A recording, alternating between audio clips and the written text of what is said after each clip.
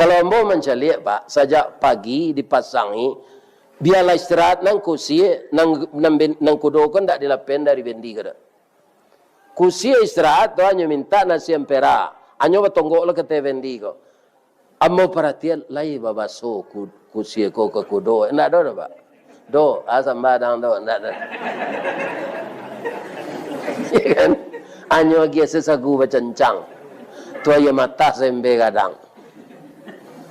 Ampe penumpang dapat nyoelo, limo nyoelo jo kursi. Kalau talambe lari awak nyolacui yo cambui. Kancang na lari babui ayo selero. Iya kan? Kemudian mato ditutui. Tak bisa mencalik bebas. Kalau mempa kaki ke kanan nyoelo tali les nang kiri. Mempa kaki ke kiri nyoelo tali les ke kanan. Nyalakan